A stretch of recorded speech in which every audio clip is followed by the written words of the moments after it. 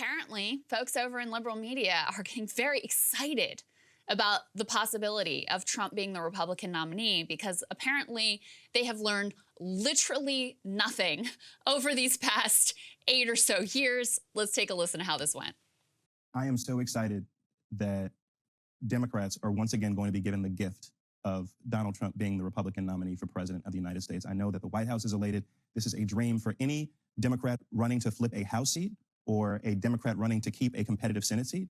I see nothing that would suggest that Republicans have learned their lesson. I see a bunch of people planning to enter this race and to give Donald Trump the minimum of 30 to 40% that he will need to prevail in a crowded field once again like he did in 2016. And I would agree. I mean, watching the CPAC conference, it was like watching some of the outtakes from the cantina scene in Star Wars.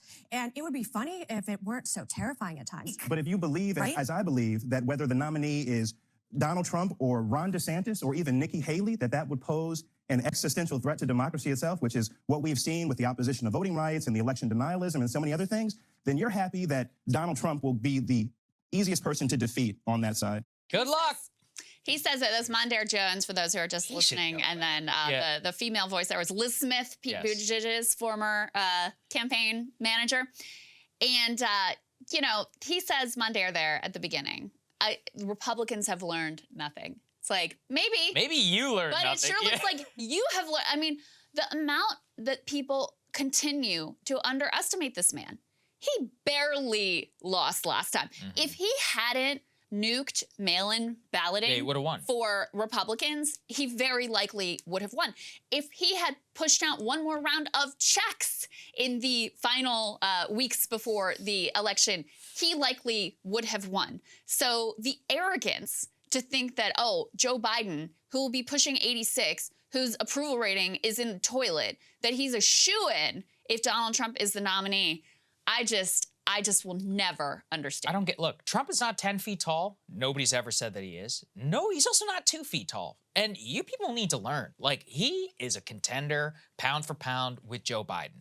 He barely lost by 40,000 votes across 4 different states in the 2020 election. As you said, if he literally all he does is mail-in ballots, he's going to win Arizona, he's going to win Georgia. There's no question he would have been president of the United States. So how can you possibly be so arrogant? Also, one of the takeaways that I would have from the GOP primary of 2022 is, guess what, guys? Yeah, they may have lost in the general, but his power over the Republican base to make Stop the Steal the litmus test, it worked. The vast majority of people who were anti-Stop the Steal, who had a Trump-endorsed candidate against them, they lost their primary race. So he not only has control over the party, but he remains one of the most popular political figures in the United States. Now, look, that is one of those low bars because Joe Biden also has like a 30% popularity. But as we learned, just because people don't necessarily like you doesn't mean that they won't vote for you should the time come. Well, Trump and Biden have similar approval ratings, but the Trump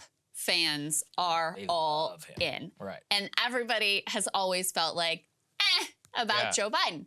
And that has always been the difference. I mean, listen, I think it would be, I'm not saying Joe Biden would definitely lose. I don't think you could, I don't think you could argue that. Trump does have a way of, being inflammatory and reminding people just why they kicked him out of office the last time. But you also have to say, his recent speeches, commentary, issue focuses have been a lot more intelligent than when he was just 24/7 mouthing off about insane election conspiracies. So he has recaptured some of that old political feel and sensibility that brought him into the White House in the first place in 2016. I went and took a look at the most recent polling in Trump versus Biden. Now, of course, I think we all know at this point to take all the polls with a million grains of salt. They can be wrong in either direction at this point, so who knows? However, in Virginia, which Biden won by, I think, 9 points last time around, latest poll has him up by 1 on Trump. That's within the margin of error. And by the way, him losing to DeSantis and getting his ass kicked by Glenn Youngkin, who's the current governor of Virginia, who may run for president as well. In a national head-to-head, this was from Emerson, the latest poll has Trump 46 and Biden 42.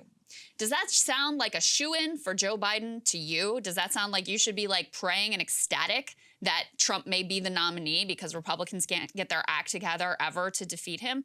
No, I don't think that you should be excited about that or gloating over that whatsoever. And it just, I cannot believe that these people never, ever, ever learn a single thing. No, they never will. And they continue to underestimate him to their own peril. It's like the classic Jonathan Chait articles and others where they're like, we want Marco Rubio to go down so we can face Trump, or Hillary, who actively wanted to face Trump.